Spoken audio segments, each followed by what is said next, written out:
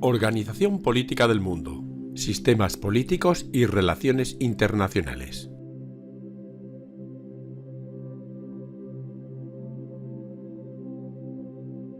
Y como siempre empezaremos con una pequeña introducción sobre el tema.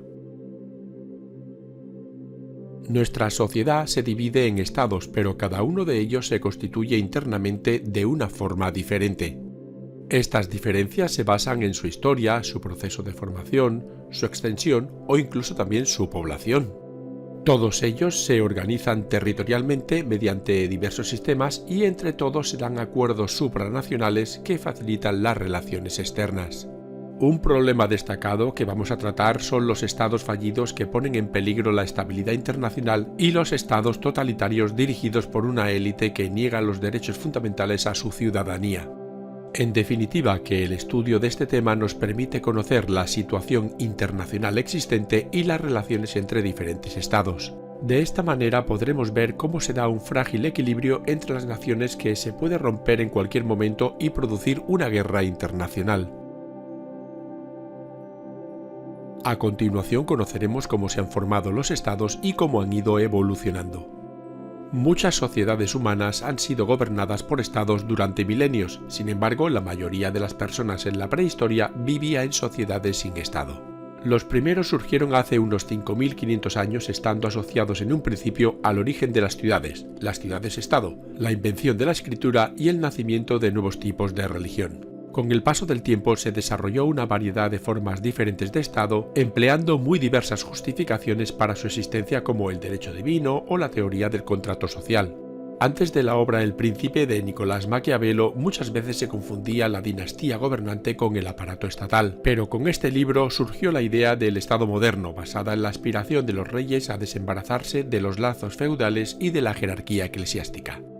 El término Estado se originó con la irrupción de las nuevas ideas humanistas y renacentistas, madurando de forma paralela al concepto de soberanía. Todo ocurrió durante la Edad Moderna, etapa caracterizada por el poder real en el que licenciados de universidades preparados para ejercer los oficios públicos sustituyeron la pluma y la elocuencia a la espada y la armadura de la nobleza. La forma de gobierno que adquirió el Estado moderno a partir de ese momento fue la monarquía autoritaria, sustentada en una burocracia, una diplomacia, un ejército permanente y una hacienda. Y paralelamente entre el pueblo y la corona surgió un nuevo vínculo en el que el primero pasó de vasallo a súbdito. Este nuevo Estado-nación unía un poder central, un territorio y una población alrededor del concepto revolucionario de la soberanía, y con el paso del tiempo conoció dos formas diferentes de expresión. El Estado principesco, caracterizado por el poder personal ejercido uniformemente sobre un territorio estrictamente delimitado. El príncipe era el soberano con atribuciones internas y externas. Dentro de su territorio cobraba impuestos y producía leyes generalistas aplicadas coercitivamente mediante el monopolio de la fuerza pública. Internacionalmente representaba y obligaba a su Estado. Y el Estado democrático que surgió de las revoluciones inglesa, norteamericana y francesa. Con ellas se trasladó la soberanía del príncipe a la nación. Los poderes fueron asumidos por organismos surgidos de consultas a la población mediante reglas de juego previa y claramente definidas. Y al igual que en las polis griegas, el sentimiento patriótico se desarrolló y con él los de pertenencia, civismo e interés nacional. En la actualidad, el Estado-nación moderno es la forma predominante a la que están sometidas las personas. Este sistema se caracteriza por tener un territorio claramente delimitado, una población relativamente constante y un gobierno. Pasamos a profundizar ahora en concepto, funciones y atributos de un Estado. Estado, nación y gobierno tienen tres significados diferentes. El de Estado ya lo hemos desgranado en la parte anterior del vídeo y ahora vamos a explicar los otros dos.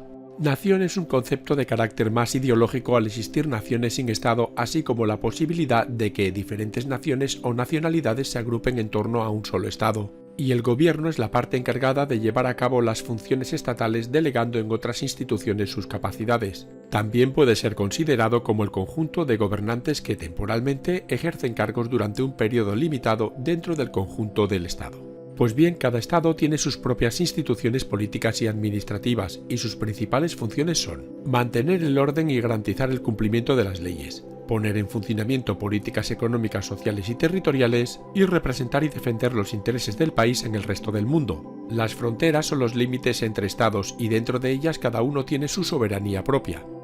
Las características que diferencian un Estado de otro tipo de instituciones son funcionarios estables y burocracia, fundamentales para el funcionamiento administrativo y el manejo eficaz de la nación. Monopolio fiscal, posee el completo control de las rentas, impuestos y demás ingresos para el sustento estatal utilizando la burocracia para este fin. Ejército permanente, institución armada que lo protege ante amenazas extranjeras o internas. Y monopolio de la fuerza legal, uso exclusivo y legítimo de la fuerza para poder asegurar el orden interno. Para ello, el poder legislativo crea leyes que son obligatorias. El poder ejecutivo controla con el uso de mecanismos coactivos su cumplimiento y el poder judicial las aplica y ejecuta con el uso de la fuerza que está legitimada. Todo Estado tiene unos sistemas de organización determinados. Conozcámoslos. Existen muchas formas de clasificar los estados. La más común es por su organización territorial, pudiendo ser de tres tipos. Centralizados o unitarios, el poder se ejerce desde la capital, el centro, donde reside el gobierno. Federales, el poder está repartido entre el gobierno central y los gobiernos de los estados que forman la federación. El primero se encarga de asuntos como las relaciones internacionales o la defensa, mientras que los segundos tienen sus gobiernos y competencias específicos. Y descentralizados, se trata de una situación intermedia entre los dos primeros. Los territorios reciben competencias del Estado central y gozan de autonomía en esas cuestiones determinadas, teniendo además sus propias instituciones. Otra forma de clasificarlos es según su sistema o régimen político. Las dos grandes subdivisiones son sistemas democráticos y regímenes autoritarios. En los primeros, los ciudadanos tienen capacidad de decisión al poder elegir sus representantes políticos en el Parlamento mediante elecciones libres. Estos sistemas se basan en el Estado de Derecho, que supone el reconocimiento de los derechos humanos y el cumplimiento de las leyes, y el principio de división de poderes. El poder legislativo, es decir, el Parlamento, elabora y aprueba las leyes. El poder ejecutivo, el gobierno, dirige la política y aplica dichas leyes. Y por último, el poder judicial, los tribunales, garantizan el cumplimiento de las leyes. Por su parte, en los regímenes autoritarios el poder es ejercido por una persona, un grupo de personas o una organización, y la población no puede elegir a sus representantes teniendo limitadas sus libertades. Estos a su vez pueden ser de dos tipos: dictaduras, donde gobierna un dictador, un alto militar o un partido único, y teocracias, en el que el gobierno es ejercido por autoridades religiosas. Tanto los democráticos como los autoritarios pueden adoptar dos formas. República, su máxima autoridad no es un monarca, sino otra forma de gobierno como la aristocracia, el parlamentarismo, la oligarquía, etc. Y monarquía, donde generalmente una familia que representa una dinastía encarna la identidad nacional del país. Su cabeza, el monarca, ejerce el papel de jefe de Estado, y su poder político puede variar desde lo puramente simbólico, la monarquía parlamentaria, a integrarse en la forma de gobierno con poderes ejecutivos considerables pero restringidos, la monarquía constitucional, hasta lo completamente autocrático, la monarquía absoluta. En este mapa podemos apreciar los diferentes sistemas de gobierno existentes en los 200 países que componen nuestro planeta, pudiendo comprobar que hay una gran variedad de formas de gobierno. El siguiente mapa hace referencia a los diferentes grados de índice de Estado de Derecho, cuya gradación va desde una libertad casi absoluta hasta la más cruel de las tiranías. Y el mapa que vamos a ver a continuación trata más de lo mismo, la comparación entre los países democráticos con una serie de grados hasta los totalitarismos más absolutos, que en su gran mayoría están en África y Asia. Y el gráfico que aparece ahora representa los diferentes tipos de Estado. Recuerda que todo este tipo de documentos los puedes ver más detenidamente y descargártelos en nuestra página web, yucam.com. Damos un paso más y hablaremos ahora de las relaciones internacionales y las organizaciones supranacionales. En nuestro planeta existen unos 200 estados soberanos. Las relaciones entre ellos se organizan mediante acuerdos bilaterales o multilaterales. Además, estos últimos pueden servir de base para constituir organizaciones supranacionales. Y el organismo supranacional más importante de todos es la Organización de las Naciones Unidas, más conocida como ONU, que agrupa a 193 estados del mundo y cuenta con numerosas agencias especializadas en diferentes temas. Tiene sus precedentes en la Sociedad de Naciones, fundada en 1919 con el propósito de mantener la paz y la seguridad internacionales, que funcionó durante el periodo de entreguerras. Esta se basaba en el principio de soberanía nacional, es decir, la no injerencia en los asuntos internos de cada Estado miembro. Fue muy poco efectiva, pero gestó la ONU, aprobada en la Conferencia de San Francisco con la Carta de las Naciones Unidas en 1945, firmada por 51 naciones. Sus propósitos y principios eran el mantenimiento de la paz y la seguridad internacionales, la cooperación internacional en todos los problemas económicos, sociales, culturales y humanitarios, la igualdad de derechos y la libre determinación de los pueblos, el respeto de los derechos humanos y las libertades fundamentales, el arreglo de los problemas internacionales por medios pacíficos, la igualdad de todos sus miembros o la promoción del desarrollo sostenible. Su sede está en Nueva York y sus organismos principales son: Asamblea General, integrada por todos los miembros, que se reúne anualmente y puede discutir los asuntos contenidos en la Carta teniendo cada miembro un voto. Consejo de Seguridad, compuesto por 15 miembros, de los que 5 son permanentes: Estados Unidos, Rusia, Reino Unido, Francia y China. Todos ellos con derecho a voto y veto, y los otros 10 son elegidos por la Asamblea General por un periodo de 2 años, pero solo con derecho a voto. Funciona permanentemente para velar por la paz y seguridad internacionales. Consejo Económico y Social promueve la cooperación y desarrollo económico y social a nivel internacional y también gestiona los recursos humanos y financieros de la ONU. Corte Internacional de Justicia, el principal órgano de justicia. Consejo de Derechos Humanos, que vela por la promoción y protección de los derechos humanos en todo el mundo. Y Secretaría General, compuesta por un secretario general elegido por la Asamblea, que debe rendir a la misma un informe anual sobre las actividades de la ONU. Precisamente las actividades que realiza este organismo son muy numerosas. Trabajó en el proceso descolonizador, en 1960 condenó el colonialismo, trató problemas del tercer mundo, en 1964 creó la Conferencia de las Naciones Unidas para el Comercio y Desarrollo, la UNCTAD, inaugurando el diálogo norte y sur, y promovió el Acuerdo General sobre Aranceles y Comercio, el GATT, que se convertiría en la Organización Mundial del Comercio, la OMC, por citar algunos ejemplos. Además, cuenta con organismos que dependen de la propia ONU para ejecutar diversos proyectos y sus iniciales son muy conocidas en todo el mundo. Citaremos los más importantes como el PNUD, UNICEF, ACNUR, FAO, UNESCO u OMS. Sus retos futuros son los 17 Objetivos de Desarrollo Sostenible propuestos en la Agenda 2030: fin de la pobreza, hambre cero, salud y bienestar, educación de calidad, igualdad de género, agua limpia y saneamiento, energía asequible y no contaminante, trabajo decente y crecimiento económico, industria, innovación e infraestructura, reducción de las desigualdades, ciudades y comunidades sostenibles, producción y consumo responsables, acción por el clima, vida submarina, vida de ecosistemas terrestres, paz, justicia, instituciones sólidas y alianza para lograr los objetivos. Pero además de la ONU existen otras organizaciones supranacionales que pueden dividirse en regionales y especializadas.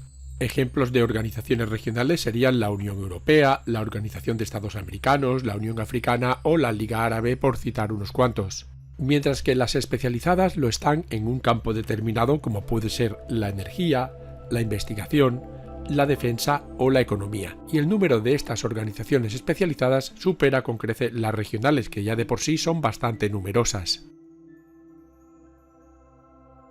Especial atención merecen dos tipos de Estado, los fallidos y los totalitarios.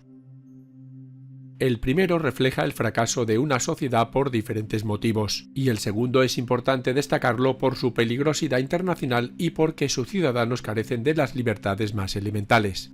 Un Estado fallido es aquel que se ha mostrado incapaz de cumplir sus responsabilidades esenciales, que comprenden garantizar la seguridad ciudadana y los servicios básicos. El problema de los Estados fallidos ha sido asumido por la comunidad internacional como un asunto de competencia al poner en peligro la estabilidad mundial, justificando así una intervención militar cuyo objetivo es la restauración del Estado. La lista de Estados fallidos es enorme, estando casi todos ellos en el continente africano y en menor medida en Oriente Medio. Incluso algunos se han convertido en narcoestados.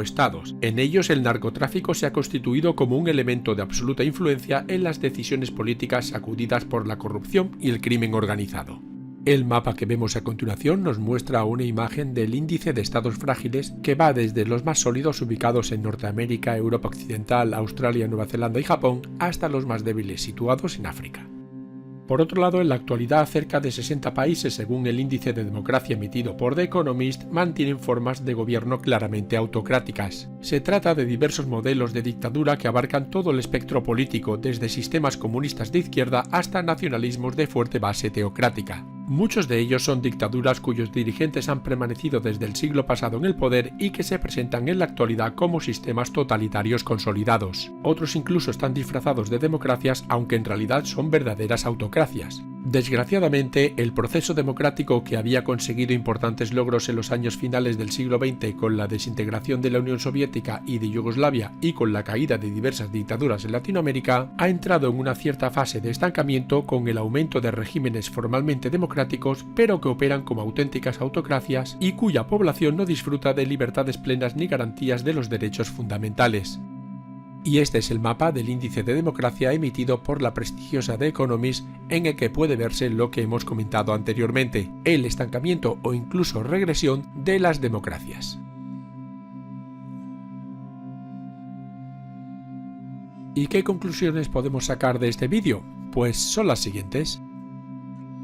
La forma de gobierno conocida como Estado es la preponderante en todo el planeta, existiendo diversos sistemas que van desde la democracia hasta la dictadura.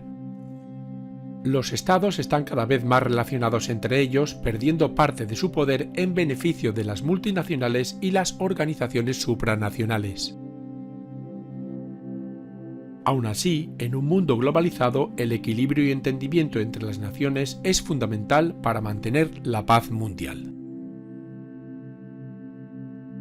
Y esto ha sido todo. Si quieres ver más vídeos como este, entra en youcan.com. Muchas gracias por tu atención.